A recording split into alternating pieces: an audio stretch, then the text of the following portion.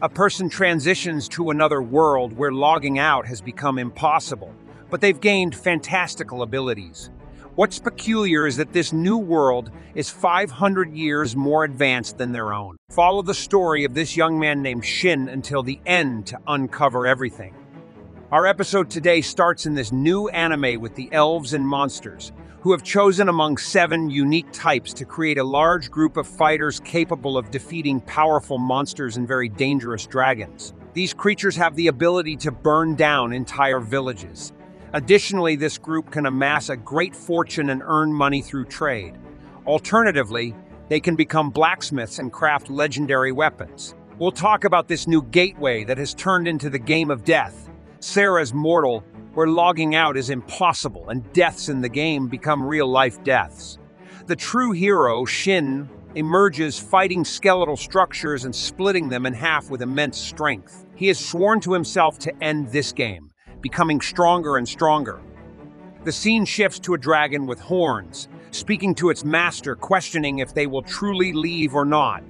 Then a man with green eyes and beautiful white hair speaks, hoping for a good fight when they meet again. The woman with blue eyes and white hair tells him to take care of himself, and Shin assures them he will return soon for another encounter. Shin leaves as we see him fighting the golden monster, which lands a powerful blow, but is dodged as Shin remarks on his speed despite his size, fitting for a true leader. He takes up his sword, striking the monster and severing its left wing. However, he's surprised to see the screen refreshes its life points. Shin gets angry, running at great speed and using a steel strike. He then flies upwards, slashing the monster with his massive sword, reducing its magical power and life points. But they regenerate again. In that moment, Shin uses the Moonlight Sword Dance, extending his sword's length to over 2 meters in front of him. He jumps up and strikes the monster's head, causing it to explode instantly. Finally, the gatekeeper named Origin is defeated, and a voice announces that the Demos Gate has been conquered. Players can now log out, signaling the end of the ordeal. Shin suggests making sure everyone can log out, taking out a magical paper to check who can log. To his surprise, the names disappear, indicating everyone has successfully logged out. Shin finds himself the last one standing before the screen fades, and just as he's about to log out, the gate reopens. He wakes up in another completely different world, a beautiful one, questioning if it's real or part of the game. Seeing his stats significantly improved, he wonders if it's due to recent achievements defeating the final boss. He tries to log out but realizes the option is gone. Opening the magical paper, it informs him he's not connected to the internet, meaning he's in a real world and not a game. Feeling lost, he lies down, contemplating his situation, unable to understand what to do next. Deciding he won't achieve anything by staying there, he leaves and finds an item that can lead him back home. Suddenly, he sees a bird flying and chases after it until it guides him to his house. Finally, he arrives at this place and wonders when this wall was built and what that castle is, as if this all belongs to one country. He's surprised to find that his house is still there. And as he approaches, he sees 3 people surrounding a girl. They warn her that they will use force if she refuses to give them information about something. Suddenly, a monster appears, and everyone except the girl runs away in fear. She collapses from fright, unable to control her nerves. When the monster attacks the girl, Shin arrives at the last moment and easily defeats it. He then moves his hand, remarking how incredibly real everything feels. They enter the house, and the girl, named Tierra Lozent, thanks him for saving her life. Shin introduces himself, and Tierra asks if he knows her teacher. Shin is surprised and asks who her teacher is. Tierra is shocked that he doesn't know Shini Razor, the owner of the Moon Shrine store, describing her as a beautiful elf with silver hair that reaches her waist and an amazing body. Shin thinks to himself, mentioning Shini Razor, and wonders if she's another person with the same name. Tierra, with her blue eyes and white hair, confirms that Shini Razor is indeed her supportive character. Shin realizes that if the Moon Shrine is real, then they are in reality, not in a game. Then Shin asks Tierra where the teacher is now, and she tells him that she can't easily share that information with him as we've just met, and those people were also looking for her. However, she can at least pass on what he wants through her work here, which involves taking care of the store and delivering messages to her teacher, with each message costing 1,000 jewels. Shin is surprised by this large amount since he only has 1 jewel. He takes out this 1 jewel from his belongings, astonishing Tiara because he took out this currency from an antique items box. She wonders what's special about this to him, and Shin explains, much to her astonishment, that only a very few kings and nobles of certain types can do this. Not just that, but golden generation coins are used to enhance magic and are worth at least 10 billion jewels each. Shin is very shocked by this huge amount, thinking to himself that generation coins used to be smaller denominations in the game. The girl asks who he really is, and Shin tells her he's just an ordinary adventurer, and his type is a poison human. She is shocked because all poison humans are extinct, and Shin is very surprised when she says they're extinct, asking if she means humanity is extinct. She explains that only poison humans are extinct, and the ones he just saw were humans, not poison humans. They were normal. In the past, there were only 6 poison humans, and they disappeared during the Twilight of Prosperity 500 years ago. Shin is astonished by this Twilight of Prosperity. Tiara tells him she doesn't know much about it. It was a significant historical event when poison humans and many others disappeared. Shin wonders if it's possible that many people vanished, recalling when he defeated the last gatekeeper, which would have involved tens of thousands of players at that time, making it a significant event if all those people suddenly disappeared. The simplest explanation would be that they're in a point in time 500 years after the game's events. Shin expresses deep gratitude for this information and takes the coin again, asking her to keep it and informing her that he looks forward to getting to know her better. However, the girl wishes to keep the coin, so Shin gives it to her, and she's overjoyed as she had dreamed of holding a golden generation coin. Shin tells her that since elves can use magic, it will be very useful for her. The girl is astonished by the term elf and asks if she looks like one in his eyes. Shin confirms, saying that she's a beautiful elf with black hair and golden eyes, stunning the girl because she had asked her teacher to cast a spell on her to look like one, and they believed that black-haired elves were a cursed symbol of bad luck. Shin is very surprised by this revelation and learns that black hair unfortunately brings bad luck. Monsters started attacking frequently, leading to her expulsion from the village. Her teacher saved her then, and there's a barrier around the store that her teacher uses magic to hide her identity. She has lived safely for 100 years. Shin realizes they were attacked recently due to that curse and asks if there's a way to remove it. The girl tells him her teacher is researching it, but for now, she's okay with it as she can live without bothering anyone. Shin asks if her hair has always been black, and she says no, it used to be silver until one day it suddenly turned black due to a curse. He wonders which curse could change hair color instantly, and hastily tells her he remembered something important. Bringing up his screen and realizing he forgot something crucial, he opens his skills screen and starts analyzing the curse, informing her that she carries the cursed title called Cursed Gift, which caused her hair color to change to black and attracted monsters to attack her. It's a random curse. The girl says that knowing about the curse alone won't fix it, so there's no use in that. Shin reassures her and tells her there's a way to remove her curse. He then casts a spell on her, and she glows intensely from the magic. However, after the spell, nothing changes in her appearance. Shin informs her that the purification was successful, but only a part of her hair returned to its natural state. The girl is very thankful and expresses her gratitude. Then she told him, "This is excellent and better than before. My hair has returned, which I haven't seen in 100 years, but I don't feel like the curse has truly been lifted." Shin asked her why she didn't try leaving the barrier. He assured her that any monster appeared, he would defeat it, and she had waited for 100 years, but she would be safe. They then exited the barrier and walked into the forest. Shin remarked that nothing happened to her, indicating that the curse was lifted. Tiara, with tears in her eyes, said that the sky is vast. After that, they returned to the house, and Shin told her, "I'm glad I could help you." Tiara thanked him, saying, "What will you do now? My teacher won't return for a while." He informed her that he would explore the town to learn more about this world. Shin thought to himself that if her teacher was indeed Shini, then surely the rest of his supporting characters were also present. Tierra instructed him to take a recommendation letter with him if he was going to the kingdom of Peralek. She handed him the letter, explaining that there is a checkpoint when entering the kingdom, but this letter would allow him to bypass it. Shin thanked her, saying, "But I am confident in your willingness to give this letter to someone worthy whom you will meet today."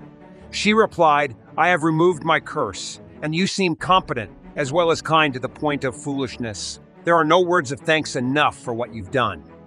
Then Shin left, and Tierra said she would inform him as soon as her teacher returned. Later, we see Shin in town talking to himself, saying he can't believe he can avoid the line thanks to the recommendation letter. Then someone tells him, this man is like an introduction document. It can secure you an audience with the king in this kingdom. Make sure not to lose it. Shin is surprised and asks, "Are you serious?" He goes to the Adventurers Guild, saying he's starting here to gather information. Inside, the secretary asks him, "How can I help you?" Shin says he wants to register as an adventurer.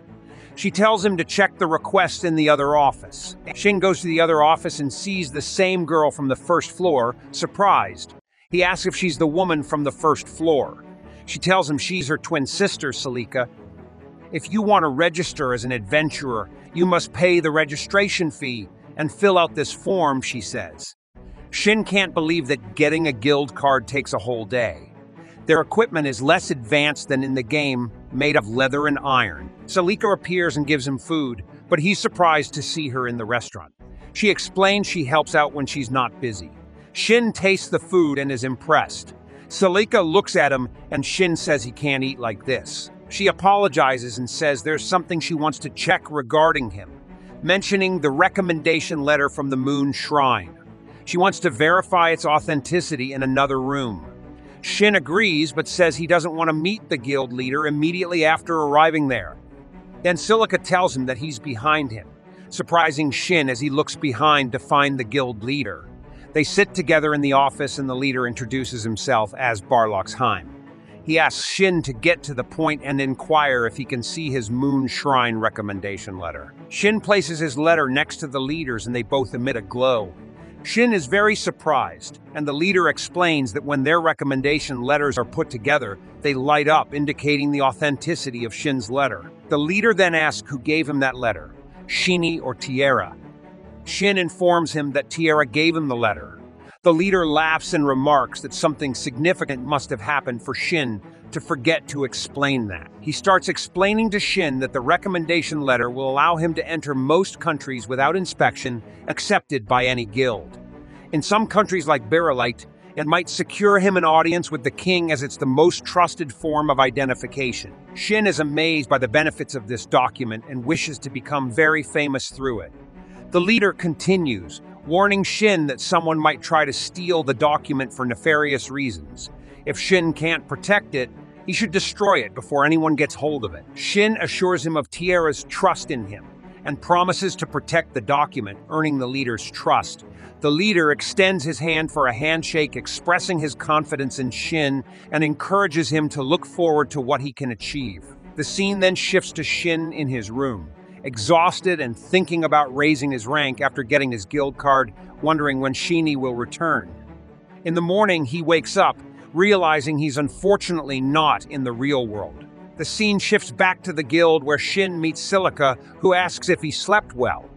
Shin thanks her for finding him a good hotel and compliments her on the quality of his new clothes, making it easy to move around. Salika hands him his guild card, explaining the 9 adventurer ranks, starting from SSA, B, Z, and upwards based on points earned from completing missions, allowing for rank advancement and access to higher-ranking tasks.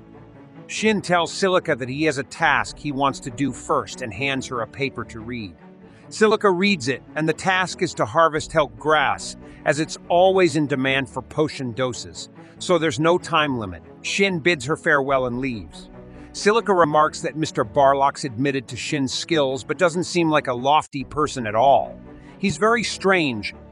The scene shifts to the forest, where Shin talks to himself, saying he searched for 3 hours even in the game to harvest help grass, thinking it would be easy because all the monsters were weak enough for lower-rank adventurers to defeat. Suddenly, an electronic screen appears, showing a monster's location but with a strange movement. Shin is surprised by this. He starts searching for the monster and suddenly sees a very large monster scalvus jack with a level of 300. He also sees a broken carriage where the monster attacked them, explaining its strange movement on the electronic screen. Shin remembers a man saying that people were killed due to scalvus jack's attacks. Back to reality, Shin decides to do something to stop the monster from killing more people and decides to attack it. He draws his sword, approaches the monster, and starts directing several strikes at it, but it deflects them all because it's very fast. Shin comments that he's never heard of a dead-alive monster wielding a sword like that, so it must be a unique creature. He continues striking the monster, but it shows no significant damage. Shin then notices cracks on his sword from the strikes. He decides to try something else and uses a disabling spell on the edge and delivers a very powerful blow to the monster, breaking its armor, causing it to fall and sending its sword flying into the air. Shin looks at the sword and wishes he had obtained it. The monster lets out a scream of anger, but it's clear that those strikes didn't do enough damage. Then, the monster emits smoke and disappears, leaving behind a precious stone. Shin approaches it, picks it up and says, "If the real game is here, then this is getting interesting." We then see the monster's sword flying and entering the palace through a window. The guard and the girl, Osor, stand there, extremely surprised by this event. And that concludes our episode for today from this wonderful anime. To continue watching more episodes, please subscribe to the channel and activate the notification bell. The episode begins with throwing the sword at the royal castle. Everyone is in disbelief with that scene, and when faced with it, one of the men asks Ryan what they should do with this sword. She orders the appraiser to be called so he can determine the composition of the sword as quickly as possible, and in addition, she asks him to find out who it was that threw this equipment at her castle. And she thinks to herself, who would have sent this Ryanai sword D2? That this individual is very strong, and guys, let's go with everything to the second episode of The New Gates, so leave a like and subscribe. Let's get to the video now. Aksinha, he notices some injured people in front of him and asks what happened to them. His companion explains that these people were attacked in the northern forest by a school face, and in addition, he informs that of the 12 people who went to the forest. Only 4 came back from the place with life. I hear this Zin associates these people with the corpses he saw earlier. Then his companion comments on a theory that people are raising in this regard regarding a sword that was seen coming from the direction of the forest to the north. This sword in question would have collided with the castle. That said, he asks if the boy knows anything about it, and Shin confirms that he is not saying that he was just harvesting art grams on a mission for the guild. And the guy leaves, and Shin reveals that in fact he was the one who did all this, and upon returning to the guild, Psycho informs him about a high-priority termination request that has already been issued against School Face, who is responsible for making all that mess at the place called ISO. So she asks what he would like report, and Shin explains that he has already defeated this Skull Face Jack, and this Celica is visibly confused about what he heard. But the boy proves what he is saying by placing on the table the precious stone he won by defeating the creature, and in addition, he also informs that his sword ended up in pieces after the fight. So Sika jumps on him, saying that this enemy is not the type that can be defeated so easily, and Su Shin comments that she is always very serious. So Vila is so busy, it makes him even more excited about this. Another one co-worker called Els goes to the two and says what he learned about Shin from his colleagues. Selik informs that the boy defeated School Face Jack and tells Shin. He says that there is no way to prove what he is saying because, like Shin's equipment monster was very limited. He didn't even bother bringing it with him. So Els explains that in order to acquire Skaf Jack's equipment, the adventurer must be at least rank B or have good money on hand. So it wouldn't be a simple adventurer like him despises this monster's equipment. So much that said, Els decides to proceed with the analysis of the precious stone. Because if what the boy says is true, he will certainly see some of the monster's mana in this stone. Shin talks a little more about Ua's school face and asks if they tend to appear with any frequency in the northern forests. Then Els explains that the living dead are born when the grudges or attachments of the dead unit with mana, and as the northern forest is full of ferocious monos. Several of them end up dying there, which makes the forest the ideal place to create undead. However, else states that the mana in the forest is not that strong. Therefore, it is not common for Skulljack-level monsters to appear there. Shin explains that this monster he faced was above the level 13, and hearing this, she remembers that the gemstone can be used to determine the strength of a monster. So she asks Celica to evaluate this as soon as possible, and when left alone with Shin, else comments to him that the boy alone is apparently so strong. As for an entire ranking group, he asks them to keep that secret, because Shin doesn't want to draw so much attention. And after that, he goes to one of the guild tables, and then Sika asks him to agree to share the table with someone else. And when the individual appears, Shin Nora recognizes his equipment, which in this case is a magical spear venom. Although it is considered a sacred weapon, its abilities rival mythological weapons in this, the individual presents himself as wean birds, and when noticing a little more about Xin, he notices that the boy has good equipment. Even though he is a new adventurer, this Sin explains that he came from the interior, so he doesn't know what is normal in those areas. I find out that the boy from outside Wylan understands why he was so scared when I hear his name. He explains that his nickname is Wylan the Vampire. Because he hunts several undead, I hear this. Shin says he got confused because he thought he had gotten the nickname Vampire, because he was very white. And when he said that the people around him tremble with fear, thinking that the boy is provoking Hen on purpose. In turn, he explains that the real reason for calling him a vampire is the draining ability of his sword, which sucks the vital energy from his target and passes for him. And during the conversation, Celica takes the food for both of them and has lunch with the vampire. Shin leaves for the library, with the aim of learning more about that new world in which he is part of then. He finds a chronology of the Bide Kingdom, and when reading this contents of the book, Shin discovers that the kingdom was founded here 511 years ago. And I remember that the decline of glory occurred 500 years ago. Shin notices that these two things occurred almost simultaneously and moving forward with the book. He finds a page that represents all the varieties of race in that world, and he realizes that the varieties are the same as the game's options. Meanwhile, in the guild, a master calls a meeting to talk about this cool face and informs everyone that the person responsible for killing this monster only brought a precious stone.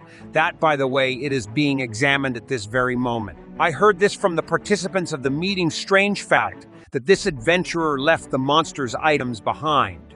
Then he informs that he himself describes the monster's equipment as being useless. I talk a little more about the stone one.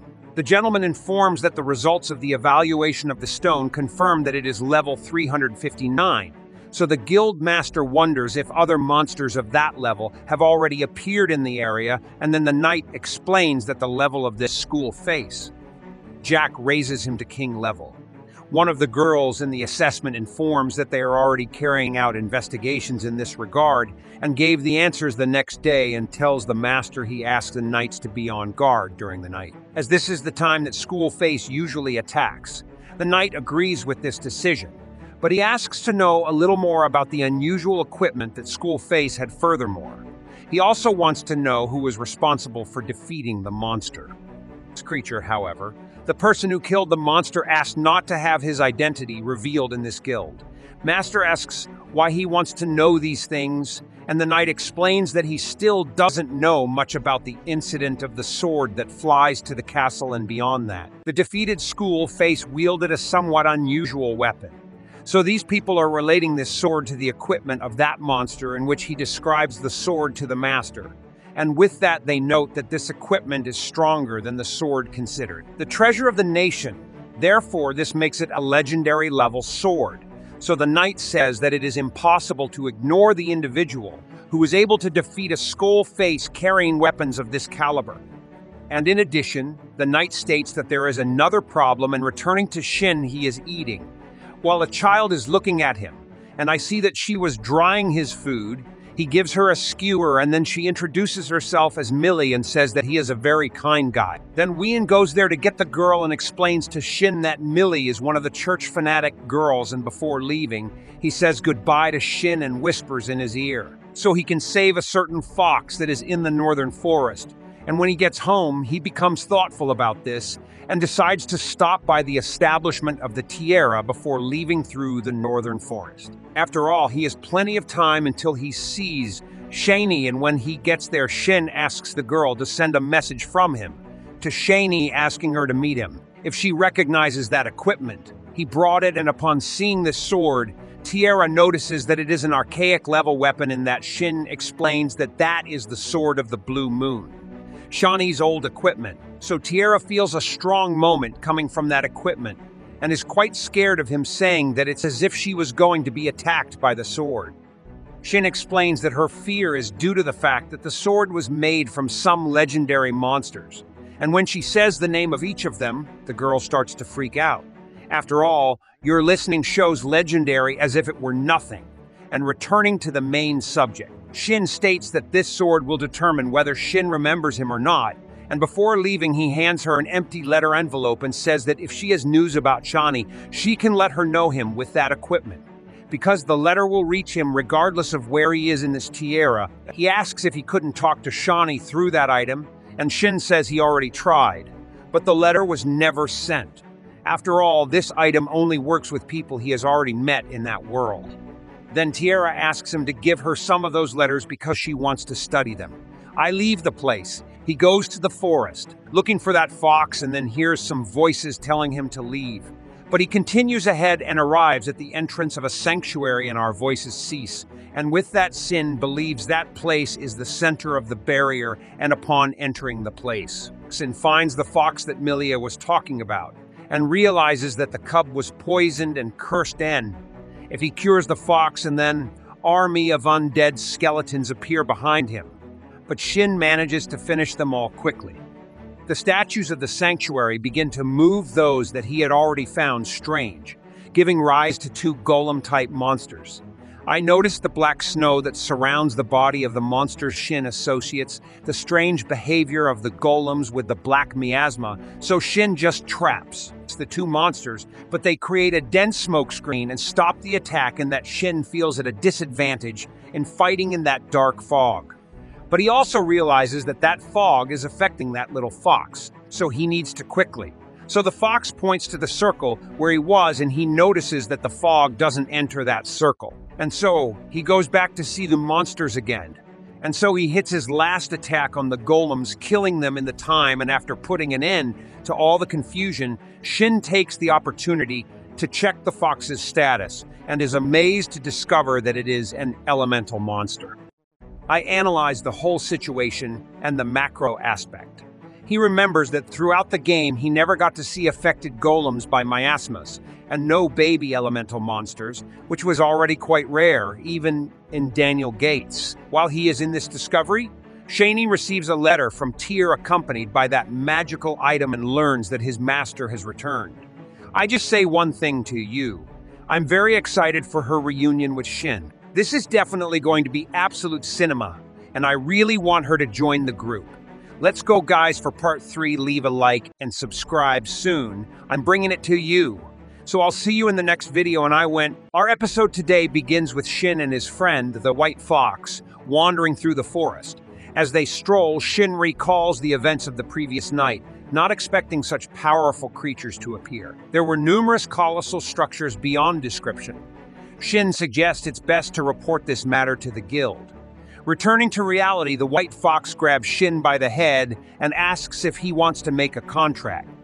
The fox looks at him puzzled, not understanding. Shin explains that it's called taming, a partnership between the tamer and the monster where the tamer hides the true level and type of the monster. They can also stay together all the time. The fox rejoices at this and expresses his true happiness through gestures. Shin initiates the taming process, which concludes in less than 10 seconds. With the contract now in place, they must give the fox a distinctive name. The fox joyfully receives multiple head pats from Shin out of sheer excitement. Shin suggests the name Yuzoha at that moment. A new message arrives, presumably from Terra. Shin opens it and finds the text. "Dear Shin, I managed to send a message to my teacher." Shin is surprised, as he never thought Terra could communicate with him. He's thrilled by this revelation. Closing the message, Shin says, "Let's head to the guild now." Transitioning to the scene where they arrive at the guild, Shin wants to report what happened. Two girls from the guild agree to listen to his report, but they argue because each of them wants to speak to him. They appear to be twin sisters. One of them, Silica, tells her sister that Shin stands before her, and she'll listen to his report, but her sister insists on standing with her, wanting to hear the report too. Shin looks at them and says, "Enough arguing. I can present my report now." One of them apologizes for the inconvenience. Then he reports to them and goes to the mission screen to check the available missions. He finds a mission titled Heir of Skill, and if interested, he must come to the orphanage near the church in the Western District. Shin begins to ponder the matter, noting that it's a mission without a rank, suggesting it's not an ordinary task, but related to the church orphanage. Then he remembers someone asking him to save the fox last night. Shin contemplates, saying that curiosity about that power also intrigues him. Nonetheless, he's on his way to see Millie regardless. He takes the paper with the mission and sets off again. The scene transitions to the location written on the paper, where the nun approaches him and greets him, asking if she can help. Shin explains he's here for business with the orphanage, surprising the girl, who then asks if he saw her request. He confirms and says he intends to check it at least, and is here to inquire about a girl named Millie. The other girl asks him what his connection is with that girl, and Shin tells her that she asked him to do something. The scene shifts to Shin waiting in the sitting room, and in those moments the girl Medii enters. She embraces him as they haven't seen each other for a long time. Then the nun apologizes, saying it's been a long time since someone cared for Millie like this. Shin reassures her, saying not to worry, and that he's not a bad person, but she shouldn't suspect any ill intentions. The nun sits and apologizes again, stating it's been a while since someone cared for Millie. Shin then begins to introduce himself as a strong and skilled adventurer. A girl, introducing herself as Tria, reveals she's a nun of the church. Shin looks at Millie, wanting to ask her about the fox if it's the one she spoke about last night. She tells him yes, this is her, then embraces him again and thanks him, saying, "Thank you, Shin." The fox, Yuzoha, then approaches Millie and thanks her for being the reason Shin saved her and freed her from what she was in. Then the nun, Tria, speaks about her request, meaning that he came here after seeing her request, indicating he is very strong and has many skills. Shin confirms, saying, "Yes, I am, and thank God." Tria begins to talk to him about searching for someone who possesses a certain skill to teach it to another person. Shin asks if it's a skill like healing, medicine, or treatment, but Tria says it's another kind. She needs the skill of purification. Shin is surprised by her request, but she explains that it might be impossible and very difficult. He reassures her that he can do it, which surprises Tria, asking if he knows how to teach it to someone else. Shin says he knows this through God's grace, as he is a very intelligent man with many talents. Tria asks if he can fulfill her request now, and Shin tells her it depends on her. She asks if he means regarding the financial compensation, but Shin says he doesn't need any financial compensation. Instead, he wants to know more about Millie's power, and asks her to share any information the church obtains. Shin understands she's confused because he's a stranger who appeared out of nowhere and seems to want the church to be a source of information for him. Tria thinks for a moment, and while she's lost in thought, Millie intervenes, saying, "All right, Shin is a good man and will grant him what he wants." At that moment, Tria agrees to Shin's conditions and informs him that they are not experts, so they can't gather much information for him. Shin reassures her, saying he just wants to know if someone came to the church and said something interesting. And he also wants to know more about the nature of Millie's power because it's the most important thing to him. Tria agrees, and Millie is given the title of Stargazer as she sometimes sees unexpected visions, and she has never been wrong in her visions before. She dreams a dream and it comes true the next day. He says to her, "Amazing. But if people discover Millie's power, some might exploit it for evil purposes." She reassures him, saying, "Don't worry, I've told my colleagues to be very cautious about who they mention it to. She has been blessed with this gift by God, who is capable of everything." Then she tells him, "Name a place for adventure that provides us with assistance." He asks, "Do you mean Wilhelm?" She replies, yes, most people leave our children alone because they fear him. He says, in that case, I would like to formally accept your request. Are you the one who will learn the purification skill? She tells him, no, I'm thinking of asking another nun. With our previous encounter, she has a granddaughter, and things will go more smoothly if she inherits the church. Things will go more smoothly if she inherits the church, which greatly unsettles Shin because this situation is very complicated. Then Shin leaves the church to sit with Mealy Fairy and the lively little animal Yuzoha, who accompanies Shin. They take him to play. Then we see Shin sitting quietly, not speaking at all. Miley tells him he must encourage himself because he feels defeated. He tells her he is amazed by these children. He did not expect them to try to befriend a completely stranger. Then he asks her if she wants to play with Yuzoha as well, like those children. Kelly refuses, so Shin knows she is right. Mealy is too young and could not involve herself in that group. Suddenly, Yuzoha runs from among the children to go to his friend. Mealy calls him to play with her, so he rushes to her, making Mealy very happy. After that, the children leave the place, and this lady comes to Shin, asking if he is the person who will save them or not. He doesn't understand her, so she tells him that the nun said they might get rid of this place. Shin thinks they will get rid of the church, but the lady corrects him, saying they will only get rid of the orphanage. Shin asks her to tell him more about this talk. The lady tells him that this church currently doesn't have a priest, so a new priest needs to take on that role. He asks her if Tria can handle that position or not. She tells him that there must be someone who can use a special lease. Shin understands that this is the reason she needs the purification lease. Then the lady continues, saying the new priest wants to get rid of the orphanage, but the nun says that Lesia, the granddaughter of the former priest, may have the right to claim inheritance of the church. Shin remembers her mentioning that their previous priest has a granddaughter, so he guesses that's why the nun wants another nun to learn the skill. He speaks to the lady and asks her why the priest of this church wants to get rid of the orphanage. She replies that they never liked that man. He's just a money-minded pig. Shin is satisfied with this explanation as it tells him all he needs to know about him. Miley tells him not to worry, as Shin will save them from him.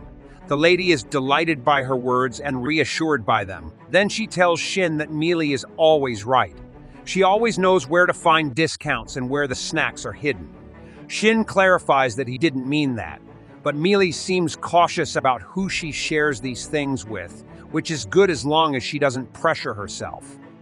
Mealy is happy with his words and thanks Shin for his kind words. Then the scene shifts to Shin with the granddaughter of the former priest named Laja, along with the nun. The nun asks her to greet Mr. Shin and tell him her name. Indeed, the nun Lasia introduces herself, feeling tense. The nun tells Shin that Lasia is a bit reckless but assures him that she is very diligent. Shin directs his words towards Lasia, saying he will teach her how to use the purification skill, wanting her to remember to learn it first and rely on it completely. And he asks her a question at the beginning. If they know where large numbers of high-level undead and living monsters appear, the nun replies that they are found in the Ghost Plains. It's a famous place here. At that moment, Willem arrives and looks at Shin, speaking to him mockingly, questioning if he is the adventurer who accepted this task. The nun asks Willem when he returned here, but he doesn't answer her and asks Shin about the one who follows him. Shin replies that he knows about Millie and the adventurer from the orphanage, who helps her keep her matter secret. Willem talks to the nun, telling her that she must not trust anyone anywhere. The nun replies that she doesn't seem like a bad person. Then Mealy says that it's okay, so Willem asks her if she wants something. Mealy answers that she already saw. Shin says he trusts Miley blindly, so there's no need to worry. He won't tell anyone or harbor any ill will towards them. Willem draws his sword and tells him that if he doesn't, that will be the reason for his death. Mealy grabs the sword and tells him it's forbidden to fight like this. He gets angry very easily and has no patience. Willem orders them to pay attention to their words next time, then asks Shin to tell him about the purification. Shin agrees, but there's a condition. He won't tell anyone else.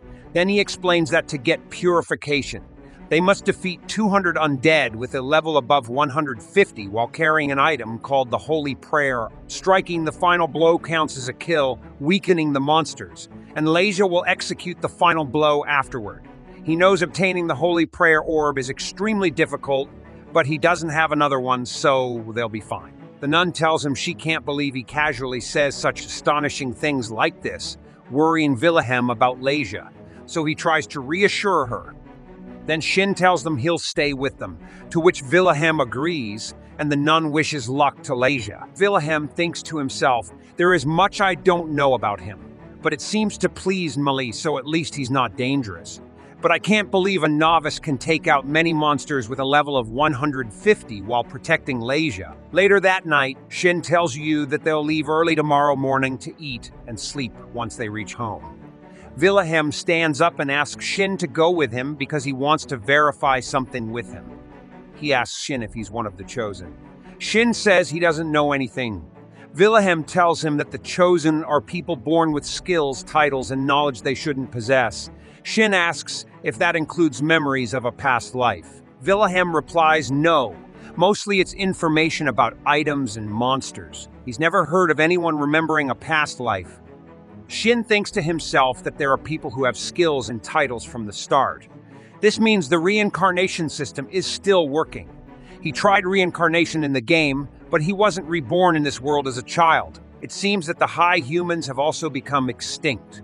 Wilhelm tells him he won't make him tell everything. Most people haven't heard of the Chosen, so be cautious about mentioning it to anyone. Shin remarks that Wilhelm is suddenly considerate. He's confident people fear him. Wilhelm tells him he can't change what others think of him. Shin calls him a hero who protects the orphanage. Wilhelm tells him that children cry because of a greedy pig who keeps messing with them, and that noise hurts his ears. Shin says Wilhelm wants to put an end to that man to silence them. Wilhelm agrees, but Shin laughs, saying he expected that from the beginning. Wilhelm gets annoyed, but Shin apologizes. Then a message arrives and Shin asks permission to read it. The secretary's message states that the teacher has given a response, saying she'll return once she finishes her work. She also expresses fear over the number of questions the teacher asked about him. Then Shin asks how many questions are considered scary. He receives a message from the Moon Shrine.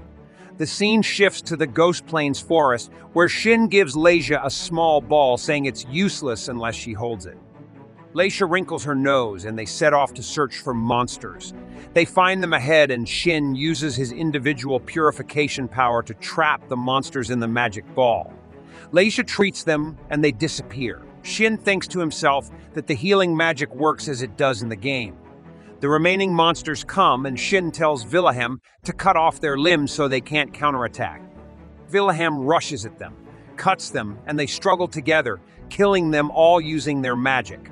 Afterward, they notice a blue barrier. Shin asks what it is, and Wilhelm explains it's a seal made by the guild. Beyond this point, the undead are from a completely different level. Wilhelm opens the barrier and they enter. They walk through the forest to explore for monsters and indeed find 5. Shin tells Wilhelm he'll take the lead and he'll stand on their left. There are no other enemies nearby. They use their magic to kill the monsters. Shin tells Leisha she's gained many levels. She says her level has increased significantly, to a frightening degree. He informs her that the monsters here surpass her level, so she'll be at level 150 by the time she learns purification. The scene shifts to the forest, where we see Rion killing a monster and splitting it into 2 halves. She says she heard that high-level Scalphus Jack monsters appeared in the Ghost Plains unusually, so she came to defeat them. But this one is exceptionally strong. Without the sword that suddenly appeared in my room that day, this battle would have been difficult. Jaders expresses concern about the other groups fighting. They're facing the huge monster, and the soldiers yell for help. They say no one is coming to help us. If we lose more men, we won't be able to stop it. The monster attacks them, but Shiny arrives in time to save them and kill the monster. The soldiers rejoice greatly, and so ends today's episode. Stay tuned for the next episodes, and don't forget to subscribe and activate the bell to receive all the latest updates. The episode begins with Shiny using her magic to heal the soldiers, and after she heals them, they thank her profusely because they thought they would have to withdraw from the battle. She responds by saying that she was able to defeat the enemy only because they fought alongside her, praising them again and thanking them. Then the commander mentions that since last month, undead beings have started appearing who shouldn't be able to leave the ghost planes. They've sent their best soldiers to deal with them, but he finds it hard to believe that Shiny single-handedly defeated a monster when they failed as groups. However, he acknowledges that she used to be someone humans could trust. Shiny then informs him that those were the last of the unusual monsters mentioned in the report. The commander expresses hope in that statement and tells her he will continue searching the area. She asks him that if anything happens, he should use the magical item she gave him, then bids him farewell. In a hurry, Shiny rushes to see her friend Shin, whom she hasn't seen in a long time. The scene then shifts to Shin and Princess Lasha, where Shin is teaching her how to use the purification skill. Their friend Vale strikes the monster and then asks Lassia to finish it off. She approaches it and uses her power, creating a strong aura, which frightens her. Shin reassures her that it happens when fulfilling the conditions to learn a new skill, calming Lasha's fears. As Vale approaches her to check on her, Lasha assures him she's fine. Suddenly, images flood her mind about how to use the skill. Shin confirms that she has indeed learned the purification skill, much to Lassia's joy. She expresses gratitude, knowing she can now save the orphanage. She then asks them to leave the sealed area and return to Peril Heath after a short rest, as there's no need to stay here any longer. Shin agrees, but he senses something amiss. Turning around, they spot a magical substance visible in the sky, the one that animates the undead. If a person drains it from the monsters until it can no longer maintain its form, it disappears. Suddenly, a colossal monster, level 804, appears before them, shocking everyone. They never believed such a creature existed, knowing that one at that level could destroy entire nations. Shin attempts to seal it, but the seal has no effect on this monster, despite being powerful enough to destroy it. The monster then turns its attention towards them. Vale urges them to flee, but Shin refuses, feeling compelled to stay. Many smaller monsters then appear, causing Lasha to scream in panic, asking Vale what they should do. Vale instructs her to compose herself, stating that screaming won't help. Vale tells Shin they need to leave, but he refuses, adamant about staying. Vale scolds him, warning that he'll regret it. Shin insists he must nullify the boundaries, as now that the seal has disappeared, they cannot allow these monsters to roam freely. Now, before causing further harm, if they wanted to escape, it would be best for them to flee to the kingdom. Vale is surprised by this decision, as Shin is undoubtedly very strong. Shin then asks him to take care of Yuzuha and Lasha. Vale doesn't understand what's happening, but Shin tells him he'll have a lot to explain when they return. Shin then casts a spell to enhance Vale and Lasha's physical abilities, allowing them to run faster than usual. Vale agrees to take Yuzuha, but she refuses, so Shin agrees for her to stay with him. Clearing the way for Vale, Shin uses the power of Lightning Trench to kill many monsters, then Vale runs at an incredibly fast speed. Shin begins fighting, using his sword to cast a blaze spell with Yuzuha's help, killing more monsters. However, he refuses to do it repeatedly, as every time he does, the giant monster roars, summoning more smaller monsters, ensuring Shin stays indefinitely. He then asks Yuzuha to hold onto him tightly and uses the soaring thunder blade attack, killing more monsters. Meanwhile, Shiny flies through the air and witnesses Shin's massive attack. Back to Shin, who has defeated many monsters, he becomes annoyed by the entire area being completely red on the map. He wishes Shiny were here, as she has more options for fighting. Suddenly, he notices a blue mark on the map, which gradually approaches. It turns out to be the Mark of Allies, and as Shin flies towards it, he finds it's Shiny. He's overjoyed to see her and asks about her well-being. However, there's no time for pleasantries as monsters are closing in behind them. Shin asks Yuzuha to act with them, as it wasn't a time for peace. Yusoha indeed uses his power, creating a barrier that instantly dispatches the approaching monsters. Suddenly, Shiny rushes to embrace her friend Shin, apologizing for abandoning him all those years. Shin thanks her for taking care of his shop and warmly welcomes her back, expressing how much he missed her. Shiny admits she thought he would never return.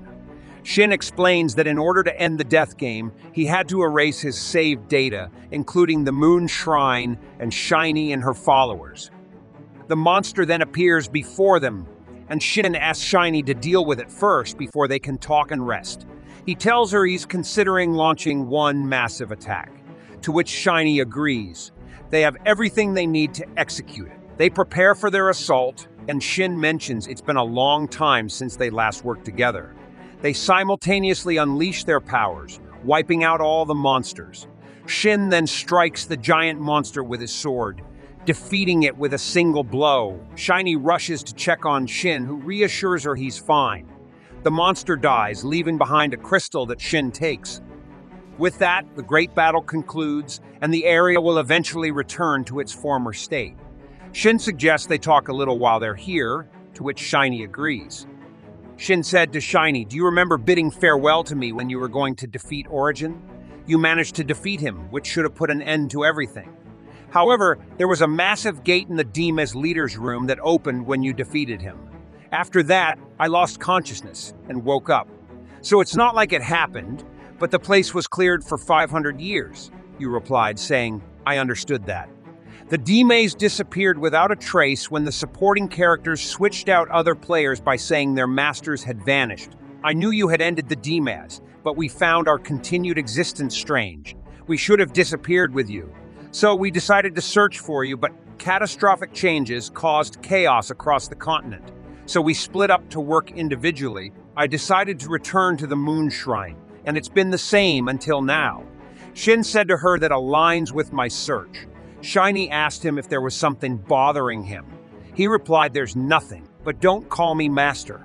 It will cause a big fuss if anyone hears a legend like you calling me a master. She replied that she understood, but what should she call him then? He told her to call him by his name. So she called him Shin, and he was very happy to hear his name from her. Then she asked him what he would do next. He told her that initially, he was thinking of visiting the sacred site he read about in his research in the kingdom's library. He asked her if she had been there. She answered yes, but only for a quick investigation. I don't know what the situation is like inside, he said. I understand. Then I suppose I'll have to investigate that myself. Shiny asked him if he found a way to leave this place, would he return whence he came? He answered, yes, but we noticed that Shiny became sad when she heard that. She said to him, I expected you to say that. After that, Shin asked her, how much do you remember from the game? She replied, everything, starting from the day we arrived in this land together. I remember everything. I became more aware during the period you and others described as the death game. And even now, it's like watching a video or seeing the situation from above. Shin said to her, I understand, and with a warmer expression, they knew they would disappear after we logged out of the game when I think about what you went through at that time. She said to him, we weren't completely independent at that time, so we couldn't do anything either way. Shin replied, but you can't expect me not to reconsider after learning that you were aware. Shiny told him, you're still as difficult as usual. But even if I knew, I would have gone to fight regardless. Then the sun rises and Shiny says, enough of this serious talk. Let's not spoil our reunion. Shin agrees, saying, let's celebrate once we return to the Moon Shrine. Shiny agrees, saying, yes, let's do that. I have something to ask you. She then inquires about Yuzoha. Shin tells her it's a long story, but they are partners now, so let's keep this between us. He mentions that Yuzoha is of the tailed race element. Shiny explains she realized it wasn't an ordinary spirit when she saw its tails. Shin asks her if she can tell that from the tails. She responds, didn't you notice? There are 3. Then Yuzoha wakes up and talks to Shin, who is very surprised. Shiny tells him, my mind has cleared after those black things vanished. Shin reflects, thinking about it. The temple was also surrounded by scalvous monsters. That lord must have been their leader. In any case, don't talk when there are other people around. Ordinary spirit foxes don't speak. Then she asks him, can I talk directly into your head? Shin asks, do you mean telepathy? Shiny clarifies, but with her having more than one tail, you can't pretend she's just an ordinary fox pup. Shin then asks Yuzoha if she can merge her tails into one. Indeed, Yuzoha can merge her tails together. Shin asks, can you do that when there are people around? She confirms yes, of course. After that, Shiny takes Yuzoha saying, you always find ways to surprise me. No one has succeeded in taming the tailed race spirits before. He said to her, you seem very calm. Shiny told him she was surprised, but she expected someone like him to succeed. She noted that unlike the ones they fought before, these weren't of high level. He replied, it wouldn't have been easy to underestimate any of them to weaken them. Usually, one shouldn't let their guard down in the presence of such foes. Let's go now, it's better if we do. My companions have been sent ahead without me just now. I don't want anyone to know. About the guild, Shiny said to him, if you had told me earlier, we could have postponed our conversation for later. Then the scene shifts to Vale and Leisha, and Leisha asks if Shin is okay or not. Vale reassures her, no need to worry. You know how strong he is. As they set out to search for him, Shin suddenly appears before them saying, it seems we caught up with you two. After that, we see the soldiers looking at the ground, and Leisha asks them, did you find anything? They reply after hearing that mysterious sound, a flock of scalvas suddenly appeared, then that light filled the sky. And afterward, the scalvas turned into dust, and all her injuries were healed. Then this soldier comes and says to her, sorry for interrupting, but have you seen this? He points to something on the ground. In the end, on the other side of this rift, there was a sword embedded at the starting point. So I think this sword was the source, but I don't know what skill lies behind it. But what do you see on this sword? And I think the falcon knows a blacksmith who engraves falcons on swords. He tries it, and the ground splits open, saying he wasn't just resilient, but still had this power even when cracked. There's a swordsmith who can make swords of this quality and engrave falcons on his work. He's the blacksmith of the black swords, the most skilled among his peers. And that's how today's episode of this anime ends. Stay tuned for the upcoming episodes, so don't forget to subscribe and activate the notification bell to receive all the latest updates. Our episode today begins with the leader Rioni talking to her assistant Gadaris, asking him about the black swordsmith. She expresses surprise that there are still humans with such abilities in the world, to which Gadaris replies that it's impossible to confirm, but they are at least dealing with someone crazy enough. Rioni then asks if the black swordsmith possesses the moon shrine, to which Gadaris confirms. She suggests they visit it upon their return. Gadaris then asks what they'll do if the skilled humans have indeed returned. Rioni confidently declares she'll challenge him, and they could make a great couple too. However, Gadaris warns her not to attack the black swordsmith, recklessly but to test his skills first. The scene then shifts to Wilhelm sitting with Shin and Shiny. It prompts Shin to speak his mind, questioning his aggressive behavior. Shin asks why Wilhelm allowed Shiny to follow him instead. Shin explains that Shiny defeated the Monster Lord, which infuriates Wilhelm, wondering why she's favored over him despite his vast magical power. Shin reveals that Wilhelm was restraining his magical abilities and asks if there are any remaining records of skilled humans. Wilhelm mentions some records praising their strength and skills, even to this day. Shin is confident in his smithing skills, and Wilhelm asks if he's a blacksmith. Shin confirms and offers his services. Wilhelm, however, distrusts him, likening him to an unscrupulous merchant. He questions if he should trust Shin when he seems like an untrustworthy merchant. Then Leisha wakes up from her sleep and is surprised to see Shin. She asks him what he's doing there and if he's all right. Then she looks at Shiny and asks who she is. Shiny introduces herself as Shin's friend, Shiny Razar. Leisha is very surprised and happy to meet Shiny. Suddenly she feels nauseous, so Wilhelm carries her on his back and they walk together in the forest. Shin tells Leisha that her nausea might be because they were running at a fraction of a horse's speed. He asks if they will split up at the gate, to which Wilhelm responds that his job ends once they learn the skill, and if anything happens in the church, it will be their problem. He gives Shin the message and tells him that if things go wrong, he'll be in a desperate situation and in great danger.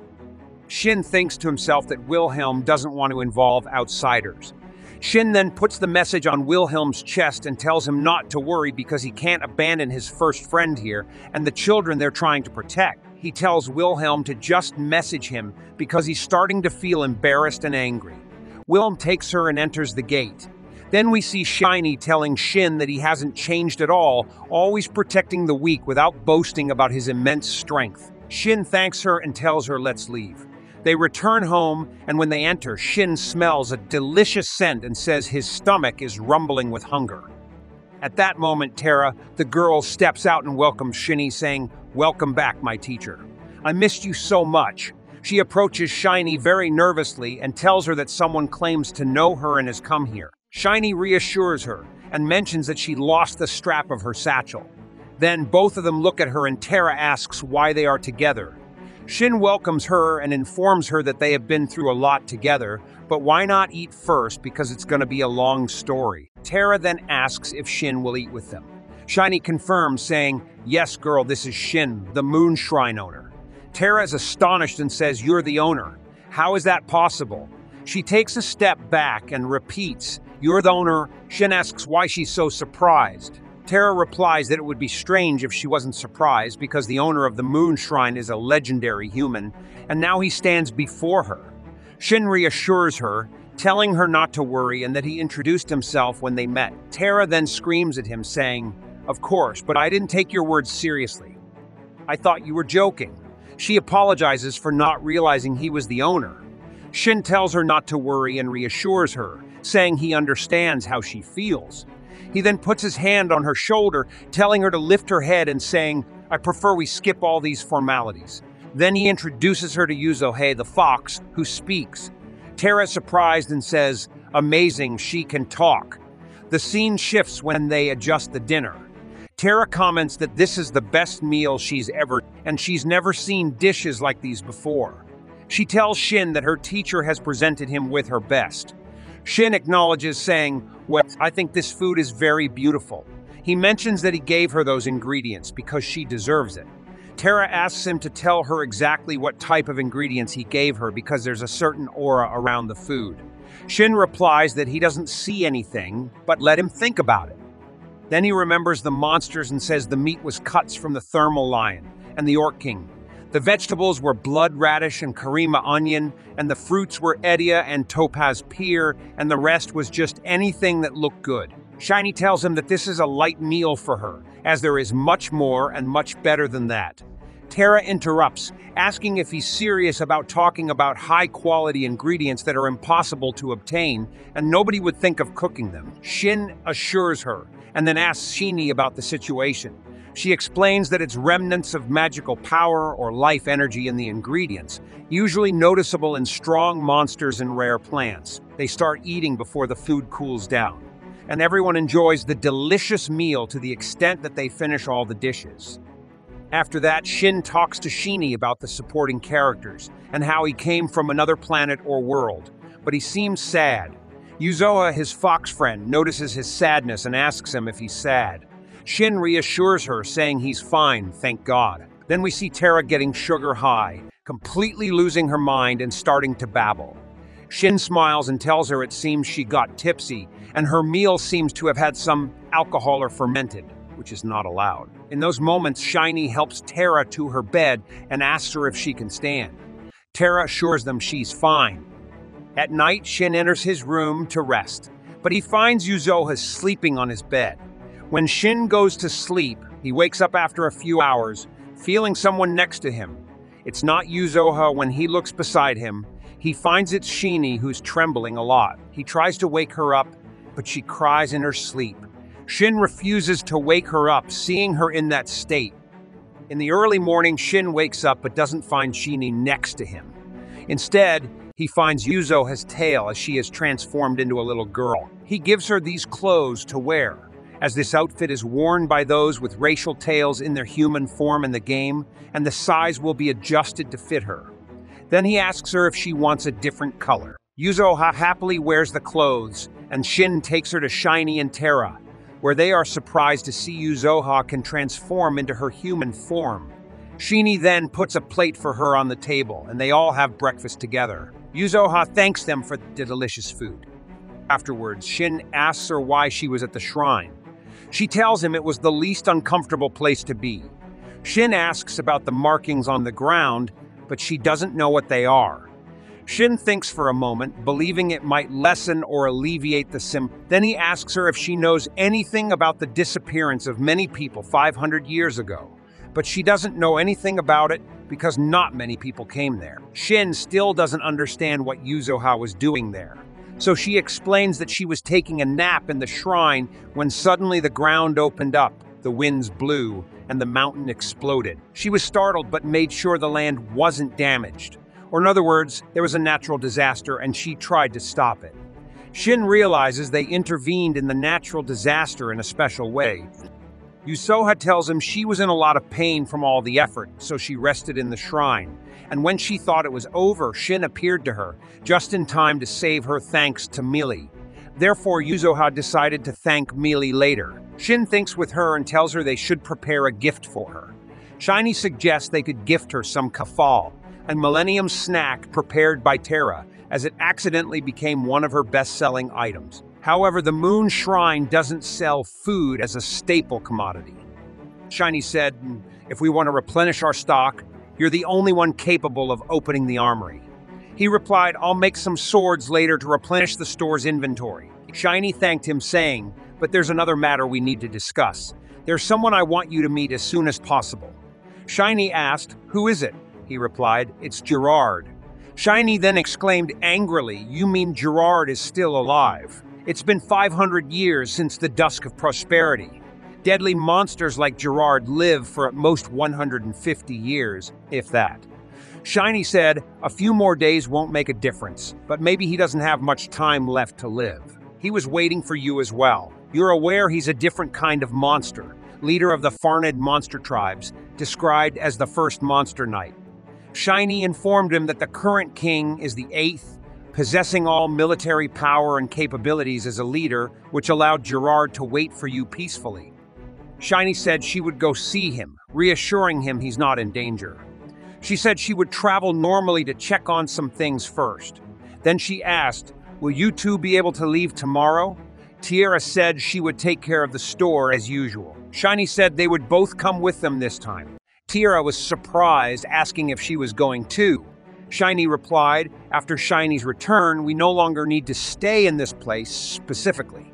Tierra asked about the store. Shiny said they would bring it with them. Anyway, there's no need to worry about the store. Tierra said, you can leave this place now. I think it would be beneficial for you to travel with us. She replied, if you two are traveling together, I want to accompany you. Everyone was happy, and Shiny said, let's prepare ourselves. I think all we need to do is buy food and supplies. Shiny said to him, I'll inform the kingdom about the Scalvus monsters.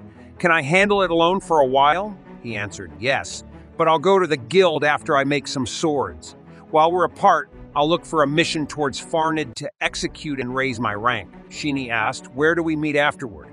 Shin replied, I'll let you know using the messaging card. Shiny suggested forming a party so they could use telepathic chat, a method known these days as telepathy. Then Tierra suggested to him to take this opportunity to register himself as an adventurer. Shin asked if she wanted to go to the guild together. Tierra said she should wear a more appropriate outfit. He told her he would wait for her in the blacksmith's workshop if he left right away. The scene then shifts to the blacksmith's workshop and Yuzoha is excited. Shin told her she could watch but not touch anything. Some weapons are cursed, though everything seems usable. Yuzoha asked what he would do. He told her he would make swords, and Shin began forging the swords, saying, I instinctively know where the purest iron is. This must be one of the benefits of my skill. He finishes the first sword after tremendous effort. It's imbued with unintentional magic, surpassing anything available in the country's stores. Yuzoha exclaimed, you failed. He replied, no, I didn't fail. It's not something that can be sold. I've mastered the technique now, so I'll forge good swords in the next attempts. That'll be enough as a stock for the store for a long time. Then Tiara enters and apologizes for being late, saying, "I didn't expect it to take this long. Time flies, and I wasn't sure what to wear." Shin tells her she hasn't been outside for about a century after all. They leave the blacksmith's workshop and Tiara is thrilled, saying, "It's wonderful being outside because the weather is so nice." Shin agrees, saying, "It's really great." They prepare to go to the guild, and that's how today's episode ends. Stay tuned for the next episodes, so don't forget to subscribe and activate the notification bell to receive all the latest updates. Our episode starts with Shin and Tiara in the city, amazed by the huge crowd. Shin tells her that this is the less crowded side, making Tiara even more astonished. Shin then thinks to himself that Tiara is like a little kid visiting an amusement park for the first. He warns her not to get lost in the crowd, which annoys Tiara because she thinks she's not that young. Shin then suggests they go to the guild first and do whatever they want if they have time left. Tiara gets excited, grabs his hand, and they head to the guild. Shin is surprised by her reaction and smiles, remembering the past when Tiara was scared to take a step outside the security barrier. Back to the present, he asks her if she knows where the guild is. Tiara suddenly stops and looks around because she doesn't know where it is and apologizes to him. Shin then takes her and they leave. The scene shifts to the guild where we see Celisa telling Shin that his rank has increased and he is now rank E. Shin is surprised because he hasn't completed any assigned missions. Celisa explains that he defeated a high-ranking Scalvus monster and a sudden pack of Scalvus, and the guild verified his reports and decided to promote him. She then says, personally, she thinks he could be promoted to rank A. Shin tells her that such a promotion wouldn't please the other adventurers. Celisa then looks at Tiara and asks Shin who the girl with him is. Shin explains that he is traveling with Tiara due to a joint task and thought to stop by the guild to register her as an adventurer and get her card. Celisa asks if Tiara is his girlfriend because she heard they were holding hands while walking. Both Shin and Tiara are shocked and tell her that's not true. And Shin asks how she knew about it and why she seems so aggressive. Celisa says that holding hands with a pretty girl like Tiara seems like a dream. Shin tries to change the subject and asks if she has any information about sacred sites. Celisa apologizes and tells him she can't share that information because she has orders not to reveal it to adventurers below rank B. Shin smiles and tells her he'll come back to ask again when his rank goes up. He mentions he's heading to Farned and asks if there are any missions he can take on the way. Celisa pulls out a big book, opens it, and tells him that there's a need for an escort for a wagon heading to Byron Rest stop on the way to Farned. Shin and Tiara agree to take on this mission. Celisa tells them they'll leave in the afternoon, when the bell rings 3 times, and that there are 2 adventurers who accepted the mission before them, so they should meet them first. The scene then shifts to Shin and Tiara, with Tiara telling him that they still have time before her guild card is ready, and plenty of time before they have to go on their mission, so they can explore the city. We then see them having a great time in the city, buying things and attending celebrations, enjoying themselves a lot. The scene shifts to Leisha cleaning when Shin approaches. She welcomes him, then looks at Tiara and asks who she is. Tiara greets her and introduces herself, and Leisha introduces herself as well, saying she's a nun at the church and her name is Leisha. Tiara tells her she works at the Moon Shrine. Leisha gets excited and asks if she knows Lady Shiny. Tiara tells her that Lady Shiny is her mentor. Leisha gets very excited and asks her many questions about Lady Shiny. The scene then shifts to the house, where we see Shin sitting with the nuns and Mealy next to them, very happy playing with the fox, Yuzuha. She hugs Shin and tells him that the orphanage will remain open because of him and thanks him for that. The nun tells him that the children are very happy because of him. Shin smiles and asks where Wilhelm is. The nun tells him that Wilhelm is investigating the other priest because it's impossible that the man returned without any problems. Shin realizes that's true and wonders why the priest wants to control the church, and that his intentions are clearly not good. Shin then presents the bracelet to the nuns and the necklace to Millie, telling them that they are enchanted with all kinds of magic to protect them. They thank him for that. Suddenly, the children enter the room and approach Shin to play with him. Shin tells them he bought many gifts for them, making the children very happy. They also play with Tiara as they really like her. but Tiara was a bit scared of them. The scene then shifts to outside the church, where we see Lesia apologizing to Tiara for the chaos caused by the children. Tiara tells her that she was initially afraid of them because she had never played with children before. But over time, she grew to love them very much, as they were very sweet to her. Lesia vows to protect this place and the children from any danger. The scene then shifts to the guild, where we see Celisa giving Tiara her guild card. Tiara takes it and leaves with Shin, still unable to believe she has become an adventurer. Shin suggests they go to the moon shrine. Tiara tells him that carrying a shrine around with him everywhere is incredibly crazy. Shin smiles and tells her that since he owns the moon shrine, taking it with him everywhere seems natural to him. Shin then shows her a blue crystal. Tiara is amazed by its beauty, as she has never seen such a large and beautifully polished crystal before. Shin tells her that the crystal is enchanted with teleportation magic and is meant to transport them to any preset location. He will use it to go to the moon shrine. Tiara tells him that everything he pulls out of his pocket is truly exceptional and asks if he can make them too. Shin asks her how people handle teleportation crystals these days. As long as he has the right materials, he can make anything he wants. Tiara tells him he is a legendary supreme human.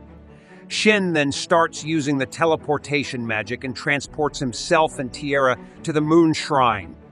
Shin transferred the moon shrine's house into this pendant, and after completing all his duties, he asked Tiara if they should head to their mission. They went to board the wagon because Nock, the merchant, would take them to their destination. They were stopped by the adventurer, Jin, who asked if they were the adventurers assigned to the mission. Shin replied that they were and would be joining him. Jin introduced himself and welcomed them, telling them he would travel with them. At this time, a girl named Tsubaki appeared, who would also be traveling with them. After that, Nak the merchant came once everyone was ready to take them to Byron. Everyone boarded the wagon, and the merchant set off towards Byron. The scene then shifts to a meeting involving the king and his advisors. They are discussing the moon shrine that Shin managed to transfer into the pendant. The king is shocked by this feat because no one, not even the strongest or highest ranked individuals, could breach it. It is a mythical store made from lost techniques. If it has indeed disappeared, this will be more than just a problem for the kingdom of Berelict. His daughter asks about Shini Rizar, not knowing what happened to her. The king's assistant informs them that they have been told she is on her way to the castle, and if the information is correct, she should arrive sometime today. The king's daughter is worried because they have no information about the move to Ryan and asks her father to wait until Lady Shiny arrives. We then return to Shin and his friends, where Jin asks Shin if he has ever killed anyone before. Shin replies that sometimes you have to fight people on escort missions like this, and it's more likely they'll be attacked by bandits than monsters. Tsubaki says that people tend to underestimate her because she is small, but she beats them all up. Shin is pleased because she can be relied on at any time. He then says things will be easier if they know each other's strengths in combat and asks them to introduce themselves by their ranks. Jin says he is a samurai and an A-rank adventurer. He does not use magic at all, so they should not expect any spells from him. Tsubaki says she is a monk and a rank E adventurer, and she can cast support spells to enhance speed. Tiara introduces herself as an alchemist who is also skilled in archery and swordsmanship. She is currently a rank G adventurer but can use healing magic, so she asks them to let her know if they need her. Shin introduces himself as a samurai like Jin, with a rank E. He can use a bit of fire magic and binding spells. He also introduces Yuzua, a very powerful beast bound to him by a taming contract. Jin is astonished by Shin's rank, realizing he must have gone through some unusual challenges. It's rare for beasts to like humans. Shin tells him that Yuzua is very strong too. Then Tabaki asks him which country he's from. Shin answers that most samurai are from Hinomoto, and he's the first one she's met besides Jin. Most people are either warriors, knights, or specialists, and those who become samurai are somewhat eccentric. This makes Shin angry, and he tells her that being a samurai is a noble profession that prepares one for everything, from attack to defense, just like being a knight or a warrior. It requires essential skills, and samurai are very strong. Shin then admits that Tsubaki is right about one thing. Hinomoto is an island country and most samurai come from there. Shin adds that Hinomoto is a unique island country and most samurai come from there. It was formed by natural disaster and is home to many samurai and shinobi guilds. The country was built around them, which is why many who devote their lives to combat in Hinomoto have a special admiration for samurai. The most well-known guilds are Kachi Fujitsu, Majin, and Kuromiku Ginga. There are other smaller guilds, but they are not as famous. Shin thanks him for the information. Suddenly the wagon jolts, but they don't know why. Shin asks Nok what's happening, and they find bandits blocking their path. One of the bandits speaks up, saying, "If you don't want to die, hand over all your money and belongings." Shin tells Nak to get inside the wagon and instructs Yuzuha the fox to protect him. Shin then asks Skyne what they should do now since there aren't too many bandits. Shin replies that if they attack, he will retaliate. Tira stands a bit away behind the wagon, thinking she has to do something or the others will be in great danger. The bandit leader speaks again. "Do you think the three of you can defeat us? Why don't you leave the girl alone? We won't let you die quickly. You'll be begging us to kill you, though it won't change anything." Tierra, looking at Shin, says he isn't himself. She doesn't like his desire to kill. She is scared to shoot anyone. Jean says, "I don't enjoy unnecessary killing. Step back now and we will leave you alone. But if you refuse, I will cut you down." The bandit taunted, "Don't you realize the situation you're in? We know you're just low-ranking adventurers, maybe an A rank, but you can't fight while protecting others." Jean responded, "Do you know who we are? It seems this wasn't a chance encounter." Shin added, "I'm curious where you got that information. They might tell us if we force them." The bandit leader shouted, "Let's kill them all except the girl. They'll be silent as corpses." Tira shot an arrow at the bandits hiding behind the trees. The bandit leader was astonished. How did they discover our friends? He ordered his men to attack. Tsubaki, angered by the bandits' crude remarks, used her strength to strike him hard in the stomach, sending him flying to the ground. Jin then attacked another bandit, killing him with a single sword strike, saying, "You'll die for this insult. It seems your swords are enchanted, but so is mine. Tough luck." The rest of the bandits charged Shin, but he swiftly defeated them in a single moment. The bandit leader was shocked. "Who are you? Aside from the Dragoneer, aren't you all ranky or lower? We have enchanted swords. We should be superior." Shin approached him saying, "Let's get rid of this sword first," and broke the bandit leader's sword in half. The bandit leader was terrified. Shin told him, "It's over for you the moment you froze in place," then knocked him out and tied him up with rope. The bandit leader threatened, "I'll kill you all for what you did to me." Shin raised his sword and said, "You will tell us where you got the information." At that moment, Tira ran to Shin and hugged him tightly. Shin instantly transformed into a kind man. Seemingly forgetting everything, he asked, "What happened?" Subakai, embarrassed by the situation, responded, "I don't." Tira, feeling uneasy, isolated herself and talked to herself while sitting alone. She thought Shin was so harsh and dark just a moment ago. Did he realize that, or was I just imagining it? And that's how today's episode ends. Stay tuned for more episodes of this anime. Don't forget to subscribe and hit the bell icon to get all the latest updates. Our episode begins with Shin's friends traveling. They encountered bandits who tried to raid the carriage for the church's goods, but the bandits weren't aware of its contents. They attacked us without knowing what to take, or maybe they planned to kill us and quickly escape with the cargo. At that moment, Shin recalls a previous conversation where a church member told him that the sisters needed an official permit from the central church to appoint the next head of the church. Was someone trying to prevent this? Returning to the present, Shin talks to himself, thinking that it might just be a coincidence, but he feels that escorting this carriage was the right choice. The scene shifts to when the carriage finally arrives at the city of Baran. The driver thanks them for protecting the carriage from the bandits and hands them 4 documents, informing them that these are the mission completion documents. "Take them to the guild," he says. They take the documents, and he tells them he will hire them again whenever he needs their services. The scene changes to when they finally reach the Adventurers Guild. Shin asks what they should do now. Mr. Dragon tells him that they are heading directly to Kilmonte, which is a completely different direction from Shin's path since Shin and Tierra are going to Farned. Mr. Dragon expresses his confidence that they will meet again if fate allows it.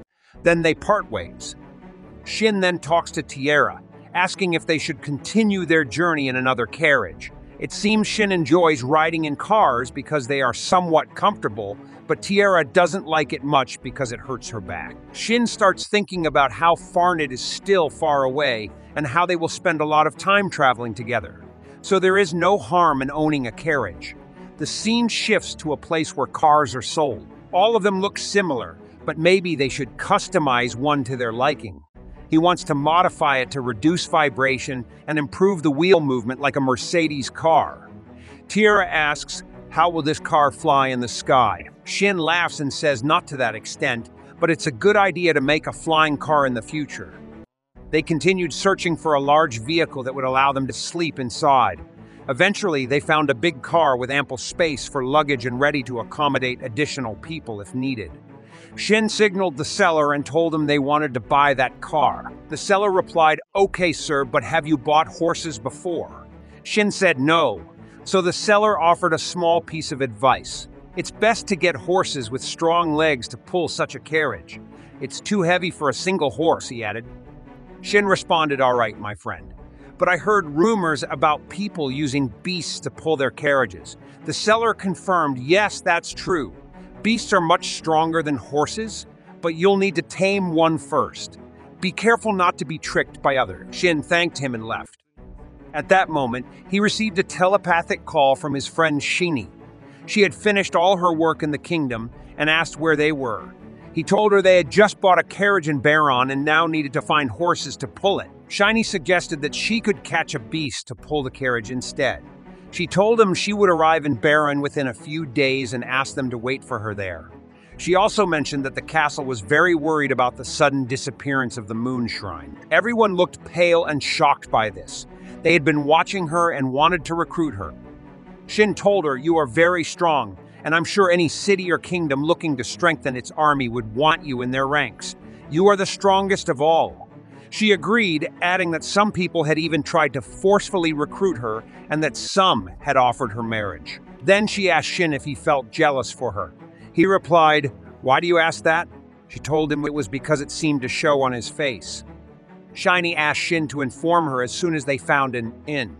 Tierra purchased her necessities, and when they finished shopping, Shin suggested they stroll around to enjoy the natural scenery while searching for an inn. A shopkeeper asked if they were from out of town, and upon learning they hadn't found an inn yet, offered to guide them to a good place. The shopkeeper directed them to a beautiful inn that seemed quite expensive. They were amazed by its elegance but worried about the cost. They entered the inn and booked their rooms, surprised to have spent half of their reward on such luxurious accommodations. The inn was indeed very fancy, assuming that adventurers could afford its rates, and it was famous in Baron, which wasn't a bad thing to experience occasionally. When Shin entered his room, he found it exceptionally luxurious.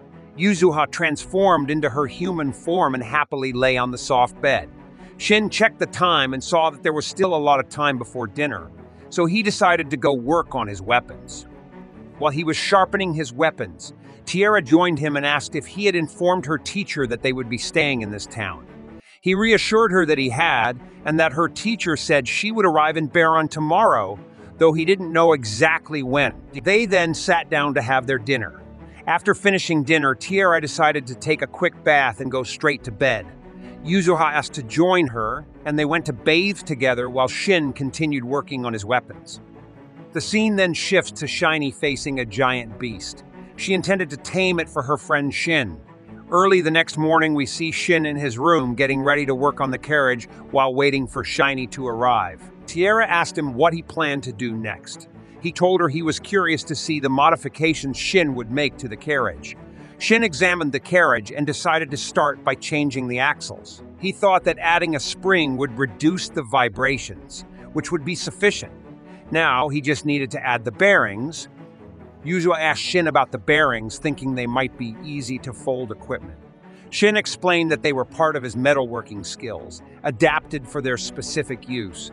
Tiara was astonished by how quickly he finished the work, as such modifications usually took a long time. Shin told her he didn't want to attract attention, so he would install the bearings in a more conventional way. At that moment, Shin contacted him, informing him that she was in the forest behind the northern gate. Shin decided they should head there immediately. He told Tiara that Shini had arrived, so they needed to finish up and go meet her as quickly as possible. After completing the work, they headed into the forest to find Shini. Yuzua sensed something ahead and informed them. Shin asked her to wait a moment, reassuring her that they would see for themselves once they reached the spot. Shin and Tiara went to the forest to meet Shiny and the beast she had tamed. When they saw the creature, they were astonished by its size and appearance. Shin identified the beast as a Grovagio, mentioning that the typical maximum level for such a beast is 650, but its unique horns suggested it was special. Shiny greeted them, saying, "I've returned and brought a beast to pull the carriage. This one will handle the job without any problems. I got it from the nearby sacred mountain." Shin thanked her, saying, "You're always doing more than what's required of you, as usual." Tiara, however, was scared of the beast. Shin reassured her, saying, "It likes you. You're beloved by children, so maybe it's the friendly type. Now that it's here, it's one of us." Shin then asked Shini why she chose this particular beast. She replied that since the goal was to pull a carriage, it needed to be a beast of the sacred variety. Shin commented on the beast's large size, wondering what kind of carriage she had in mind. Shiny commanded the beast to shrink, surprising Shin and Tiara. "It has this ability," Shin exclaimed. Shiny nodded, adding, "It can also become much smaller, which will be very convenient when we stay at inns." Shin agreed, saying, "This size is perfect. It was already intimidating enough to make people faint, but I never expected you to bring such a high-level beast." Tiara told Shiny that no one would usually think of using a sacred beast to pull a carriage. Shiny felt sad, thinking they didn't like the beast, but Shin reassured her, saying, "I'm thrilled to have such an amazing beast to pull our carriage." He then asked for the beast's name, and Shiny replied, "His name is Waymed. He can use illusion, magic, and lightning skills." Shiny then instructed Wayme to behave well in front of Shin. The scene transitioned to them in the carriage, with Shin asking Wayme to take them to their first destination, Farned, to visit an old friend named Gerard. As Wayme set off, Shin was very pleased, saying, "I modified the carriage to avoid attracting too much attention, but we're doing the exact opposite now." Shiny remarked, "It's even better than a royal carriage. I've ridden in one before, and it wasn't this comfortable." Meanwhile, Yuzuha was conversing with Wamed. Shin asked what they were talking about, and Yuzuha explained Wamed's parents ruled the sacred mountain, but an adventurer defeated his mother. Wamed barely escaped with his life, running as fast as he could, and was saved by an elf girl. He worked hard to become stronger and returned to the sacred mountain. He followed you because your scent was familiar to him. Shin thought to himself, embarrassed to admit, "I've done similar things in the game." He made mention that it was Tiara's scent he recognized, which surprised her greatly. They asked if Tiara was the elf who had saved him. Tiara recalled the past, saying she had indeed saved an injured cub when she was young, and now she realized how similar they looked. But that was over a century ago. Shiny then suggested, "Why don't I transfer the ownership of Wayme to you, Tiara?" Shin wondered if that was possible, and Shiny explained, "There won't be any problem as long as both parties agree. I'll dissolve the contract between us so you can create a new one with him." We then see everyone standing before Waymead. Shiny began dissolving the contract, placing her hands on Wayme and saying, "Let there be light wherever you go." Suddenly a flash occurred, and the mark on Shiny's arm disappeared, along with the bond to Wayme. Shiny then called Tiara forward. Tiara approached Waymed, placed her hands on him, and said, "Walking with you is my desire." Another flash of light appeared, and a circular mark materialized on both Tiara's and Waymed's arms. Suddenly, Tiara fainted, but Shin caught her and asked if she was all right. She assured him she just needed some rest. The scene then shifted to Shin sitting with Shiny. He asked if she allowed Tiara to take Waymed so he could protect her. Shiny confirmed, saying, "We can't always be by Tiara's side.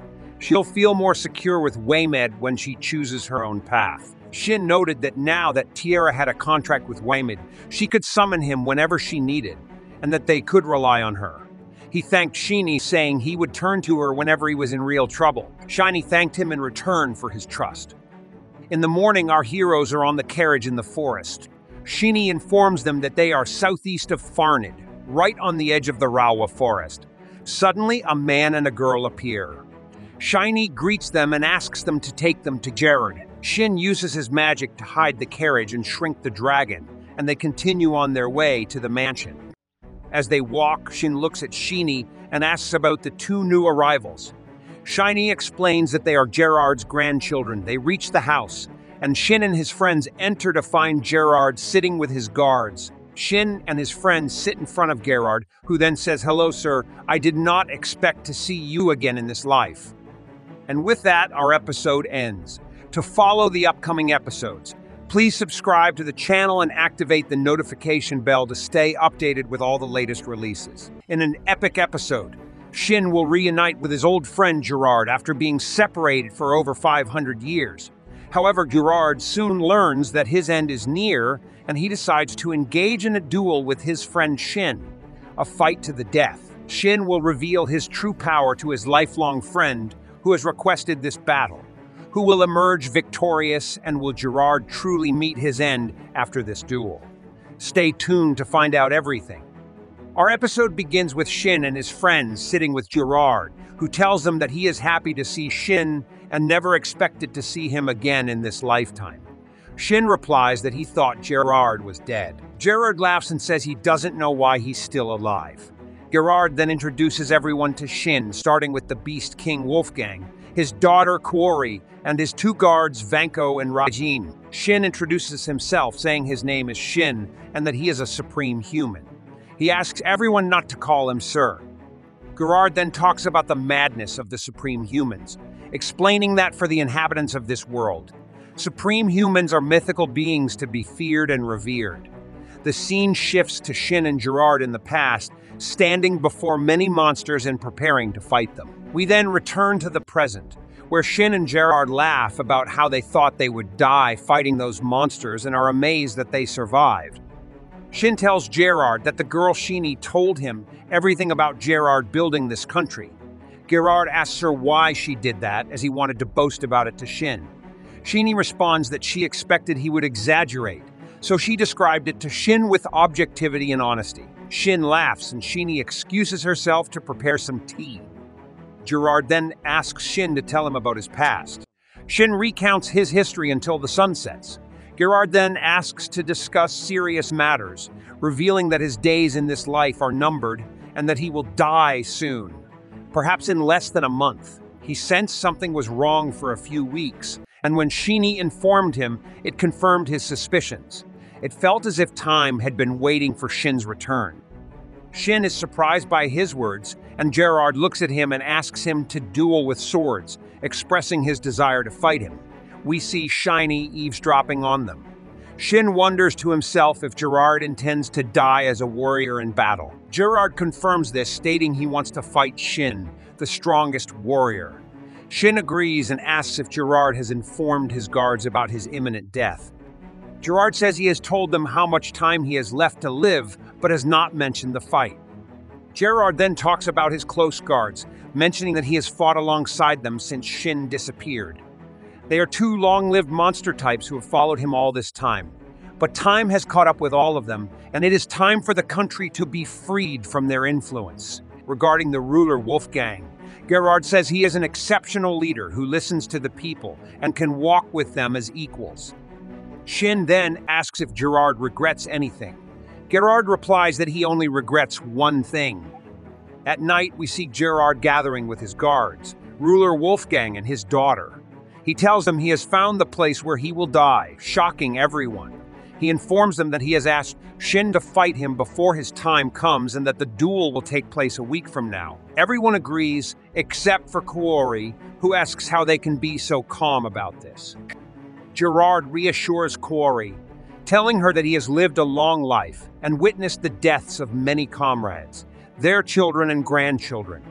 He tells her that she will understand why he has lived so long after the duel, and that she will see it with her own eye. Kaori agrees, and Gerard informs them that he will fight Shin in the Rawa forest, and it will be the greatest and last battle of his life. The scene then shifts to Shin looking at the moon, contemplating his conversation with Gerard about the duel. The fox Yuzuhara approaches him and asks if he is okay. Shin replies that he is fine. Meanwhile, we see Gerard sitting alone, also gazing at the moon, reminiscing about the past and feeling deep regret after Shin's disappearance. Without Shin, the world seemed dull to him, and he gave up on his wish, believing it would never come true. He is grateful to Shin. Several days pass, and we see everyone enjoying their time together, eating, working, and spending happy moments. Shin strengthens Gerard's iron arm. After finishing, Shin gives it to Gerard, telling him it's now ready for battle. Gerard is delighted and thanks Shin, reminding him that tomorrow is the big day. The day of the duel, Gerard then asks Shin if he finds a way to return to his world, would he leave and abandon Shinny? Shin replies that he would go home, as that is the reason he has continued to fight. Gerard apologizes, saying he shouldn't have asked that question. Shin responds that he wishes there were a way to solve everything at once for both him and Shinny. Gerard expresses his excitement for the next day. The following morning, Shin and Gerard ride in a carriage with everyone else, heading to the battleground. Upon arrival, Shin tells his friend Shinny that if there are any stray attacks, he will rely on her to stop them. Shinny reassures him, telling him not to worry and to fight with all his might. We see Gerard saying farewell to his assistants. Ruler Wolfgang tells Gerard he will protect the kingdom and its people. Kaori tells Gerard that she will become a warrior worthy of bearing the blood of the first kings. In those moments, the duel begins. Shin and Gerard leap from the top of the hill, both smiling widely. Shin's friends note that he smiles like a child, eagerly awaiting this day. Let's witness the fulfillment of the first king's wish together, they say. The scene shifts to the battlefield, where the two combatants are ready for their fierce confrontation. Their sheer power causes a tremendous explosion, making the entire forest shake as if missiles were striking it. Gerard comments, "Doesn't this remind you of the days 500 years ago?" Shin replies, "It feels like it was just yesterday for me." He then delivers a slashing blow that cuts through the trees behind Gerard, who dodges it and counters with a punch called the Judgment Punch. Shin blocks it as well. Everyone watches from the hilltop, stunned by their immense power. However, this was merely a warm-up. The real fight was about to begin in a few minutes. Shiny comments that while she is strong, she struggled against Gerard. Back on the battlefield, Gerard admits, "Even the techniques I developed to fight you are useless. I am weak before you, Shin." Shin responds, "Stop with those words and don't play dumb. I know you're stronger than this." Gerard then says, "All right, my dear friend. Now I'll show you my true transformation." He transforms into a large wolf, recalling the night before when Shin told him he would fight with all his might. Gerard thinks, if I were in Shin's place, I'd also want to fight with all my strength. Returning to the present, this is the moment when Gerard's fangs can finally reach Shin. Gerard launches a real attack and Shin strikes with a lightning blow, which Gerard dodges before coming at Shin from behind with a powerful hit. Shin evades it, and Gerard uses his ultimate technique, gathering all his power into a movie called The Legendary Supremacy. Gerard directs his legendary supremacy technique at Shin like a nuclear bomb. Shin blocks it with all his strength, but is soon hit by a series of blows from behind. Shin thinks to himself that Gerard is using different skills against him, realizing that Gerard must have trained incredibly hard to develop this strategy. Gerard then delivers an uppercut, sending Shin flying. As he ascends, Shin reflects, "This is pathetic. Forgive me, Gerard. I wasn't fighting with my full strength, but now I'll deliver the final blow." Gerard also prepares his ultimate attack. A massive explosion ensues, reminiscent of the Hiroshima bomb. Everyone watches anxiously, their faces full of astonishment, wondering who has emerged victorious. Back on the battlefield, the opponents move close to each other. Shin's shield breaks and Gerard comes at him from behind. Just before striking, Gerard suddenly stops, steps back, and collapses to the ground, blood dripping from his mouth. He reverts to his normal form and says, "It seems this is the end." Shin encourages him, acknowledging Gerard's strength. He praises him for surviving 500 years, learning so much and successfully executing the final blow. Gerard expresses his gratitude, saying his wish has been fulfilled after such a long. He then asks Shin for a favor as a reward for managing to hit him. Shin asks, "What is it, my friend?" Gerard, delighted that Shin fought with his full power, hints that there is more to come. Shin steps back and takes flight, releasing a massive aura from the sky, showing the extent of his true power. Gerard witnesses Shin's true power and says, "I had no idea you were this strong, Shin. Farewell, my friend," as tears stream down his face. These are his last moments, and then his spirit departs to its creator. Shin carries Gerard to the top of the hill, where his friends run to meet him. Shin tells them, "Lift your heads high. Your king succeeded in delivering the powerful attack against me. This means that Gerard has risen to our level. Look at the king's face. He shows satisfaction and has no regrets. We will meet in heaven, God willing." In the evening, they wish Gerard and take him to his final resting place. Everyone weeps deeply, but such is the end for all of us, and we must prepare for this day. The scene shifts to Shiny and Shin. As Shin contemplates and gazes at the moon, Shiny comes to him and embraces him, telling him she will do anything for him. Shin tells her that he never intended to fight his friend Gerard, but Gerard insisted. Shin then breaks down in tears, saying that the death of a friend is extremely painful. Shiny comforts him, saying, "You did your duty. It's okay to feel sad now. We will meet him in heaven, God willing." And so our episode ends. Stay tuned for the next episode. But before you leave the video, make sure to subscribe to the channel and activate the notification bell so you don't miss any new updates. Our episode begins with Shin asking his friends why they are wearing such clothes. Shiny explains that since elves attract a lot of attention, they decided to blend in by disguising themselves as monsters. She adds that these artificial ears serve the same function as real ones once worn and are claimed to be for cosplay purposes, having the ability to conceal the characteristics of a species. Shin thinks to himself that he never expected a feature designed purely for fun to be so useful. Shiny then asks him what he thinks of her ears, and he tells her they are great. They then decide to go see Schweid. Shiny leaves, and Tiara is puzzled by Shiny's behavior, as is Shin, who did not expect to see Schweid here, given that Kilmon is an ally of Lafarned. Among those at the funeral was the High Dragoneer Schweid, who was previously a supporting character for him. The scene then shifts to Shin, Shiny, and Tiara as they arrive at the castle and enter. Shin asks Shiny if Schweid is a king like Gerard, to which Shiny replies no. Despite being the first emperor of the Dragon Empire Kilmont, he severed ties with the imperial family. He has been living a comfortable life since Kilmont was established. The second and current emperor was supposed to be the first, but he was injured during the country's founding, so Schweid became his substitute. They then arrive at Schweid's room and sit inside waiting for him. When Schweid enters, Shin begins talking to him, but Schweid bows before Shin, expressing his pleasure at his visit and stating that he will serve him once more and be the spear that pierces his enemies. Shin is surprised and asks him to dispense with formalities. Shiny tells Schweid that this is Shin's wish, so it's fine to drop the formalities. Schweid is surprised that they do not call Shin my lord, but simply Shin. He then asks Shiny why she looks this way, and she explains that she did it to suit Shin's taste. Shin smiles and asks her not to give Schweid any wrong ideas about them. Everyone then sits down to drink and talk about Gerard's death. Shin tells him that Gerard was a warrior to the end.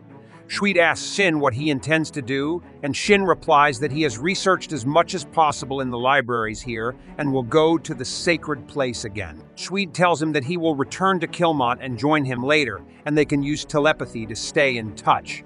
Shin agrees, gets up to leave, and then suddenly stops, saying he remembered something. Then Shin uses his magic to reveal a magnificent weapon, telling Schweid that this is his special weapon called Banajizuki. Schweid is extremely surprised, takes the weapon, and thanks Shin for it. He then remarks that the weapon is even stronger than Nagizuki. Shin explains that he has repaired Gerard's equipment and made it stronger, increasing its power fivefold. The scene shifts to Shin and the girls at the guild, where Shin tells them he wants to raise his adventurer rank to C. He takes a paper from the wall and says that this will do. The mission on the paper is to kill goblins, and they can do it as a day trip. Kuri asks if she can join them and says that when she returns, she will handle her other duties. She is investigating Ralua Forest to ensure it is regrowing properly. Shin asks if she minds if he accompanies her, as he was part of the battle and wants to check on it as well. Kuri agrees. The scene transitions to the forest, where we see Shin and the girls hiding behind trees, watching the goblins. Shin tells them that each one of them will kill a goblin, and the girls agree, starting the fight. Each of them kills one of the large goblins, working hard. After a few minutes, the task is complete, and they have all won. They stand on top of the hill, having accomplished something great, but they have created a mess in the process. They decide to clean up the area and the mess they made. While checking everything in the area, they notice any unusual growth of plants and make sure to uproot them. After finally finishing their work, they return to the guild. Shin approaches the receptionist and tells her that they have completed the mission and asks if she can verify it. She says all right, but there is a message for you. She hands him a paper and tells him it is from Barlicus, the guild leader of this branch. Shin recalls him, and the message states that he has been summoned by the Berry-like Palace and should go there as soon as possible, though he does not know what they want from him. Then, Shin is surprised as he remembers something related to the matter and tells them that he should probably take care of this before working on his rank. Shini responds, "All right, I will join you," and everyone else tells him they will join him too. However, Kuri says, "I wish I could join you, but I cannot leave the country." Shin reassures her, "It's okay, my dear, but there is something I want to give to Wolfgang. Can you tell me when he will be available?" This man, Wolfgang, is her father and the Night Fang. Kuri goes to her father and tells him that Shin wishes to speak with him. He tells her to let him in, and Shin enters. Shin apologizes for the sudden visit, but explains that he needs to go to Berry-like immediately. He then says, "I thought of giving you these arms before I leave." Wolf is very surprised, because these are the Death Moon gloves that belong to the late Gerard. Shin explains that he has changed the ownership name, and now Wolfgang can transfer their ownership to anyone he wants. Wolf says he heard they were destroyed in their last battle, but Shin tells him that since he made the gloves, repairing them was easy. Additionally, Gerard had asked him to give them to Wolfgang after the battle. Shin asks Wolf to try them on, and when he does, he is astonished by their immense power. His hands start to glow with great strength. He salutes Shin as the scene transitions to the next morning, where Shin and his companions are saying goodbye to Wolf and his daughter. They are leaving, but Shin decides to use teleportation since the journey by carriage would take too long. He takes out a crystal that will transport them faster than the speed of light. They find themselves in a new place, and using the map, Shin realizes that some people are watching them. He is glad he used the stealth skill, and Shini suggests maybe they think the moon shrine will reappear in this area. People must have forgotten long ago that it can be moved. They start talking among themselves, with some accusing Shin of being arrogant and impulsive. Shin gets very angry and tells them, "Silence all of you, or I will expel you from this place." The scene shifts to the guild, where two guild girls welcome him, saying they haven't seen him in a long time. Shin tells them, "All right, ladies, I've been summoned by the guild leader."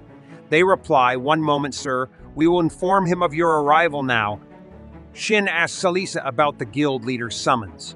Celica responds that they were not informed about everything, but she expected Shin to be summoned soon because he wasn't an ordinary adventurer, always traveling with beautiful women. Shin replies that they also have male acquaintances. Celica is surprised as she had never seen him talk to a man before.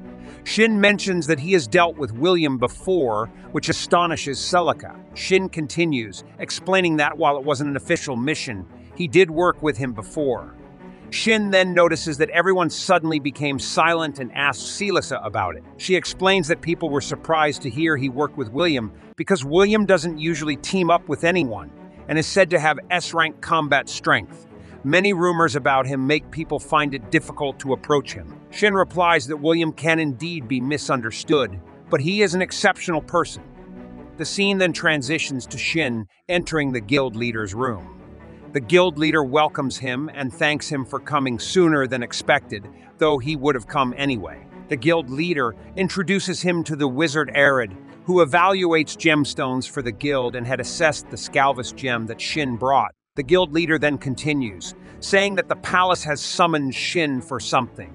But before discussing anything further, the wizard Arid has a question. He asks if Shin knows about a large white sword that flew into the palace and crashed into the second Princess of Barilik's bedroom, causing a great commotion.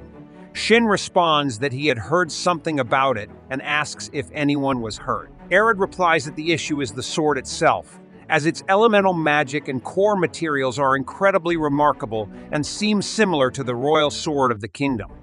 Arid explains that the Scalvus gem Shin defeated contained very powerful magical energy and was of a very high level. Shin becomes a bit anxious and asks how they knew he was involved. Arid tells him that someone was investigating what happened and discovered the gem. As its appraiser, Arid was asked to evaluate the sword as well. There were traces of different magical energy in the sword, which matched the magical energy of the gem. Shin is astonished, comparing it to a fantasy version of DNA analysis. Arid continues, saying they followed the trail from there. When they discovered who brought the gem, Shin was summoned. Given the circumstances, the guild couldn't keep his secret and couldn't deceive the investigators. The guild leader says that fortunately Shin had a letter of recommendation from the Moon Shrine, preventing the situation from escalating further. Then the guild leader gets to the point. The second princess, Ryan, summoned Shin herself because this incident piqued her interest in him. Shin worries about being blamed for potentially endangering her. But the guild leader reassures him that he won't be punished. The princess had killed Scalvus before, and her experience convinced everyone that Shin had no choice but to use all his strength against it.